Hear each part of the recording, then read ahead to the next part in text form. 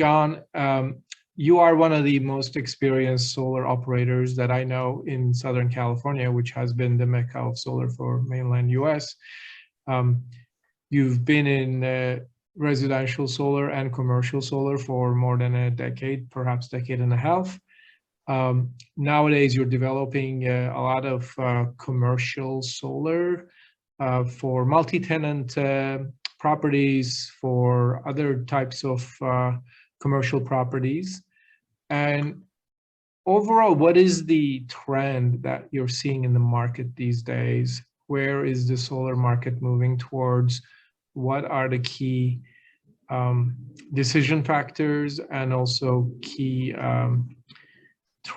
key changes in perspective that buyers of solar, especially in the commercial space and beyond, are looking at? You know, it's really interesting right now because I think, especially in the multifamily space, there's so many opportunities and there's such changing needs. And frankly, what I see is that there's within California, there's opportunities that exist here in California that don't exist other places. So if we focus just on this California market, what I'm seeing is that there's a lot of requirements, both from the state for Title 24, requiring solar to be on buildings, for financing for low-income housing, for developers to include both solar electric and or sometimes batteries as part of the new code. So there's all this sort of push, and there's a lot of pull with regards to there's investors that want this to be part of their property and portfolio mix, but they don't quite understand the nuances and how to implement solar strategically in California, because it is different here than it is in New York or Chicago, or even right next door in Arizona and Oregon, frankly. What are the main differences? Well, I think the main differences here in California that I think are the upsides for property owners is that because there are so many mandates and requirements, some of the utilities here have become a little bit more friendly and creative in their rate tariff design.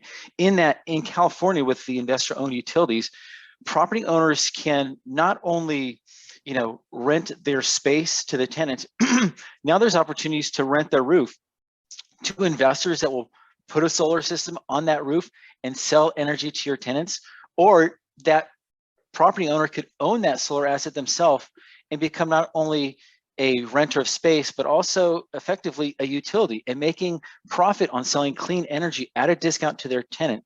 So from a tenant experience and a brand position, they're bringing value and a new benefit to their tenant that wasn't available just a couple of years ago.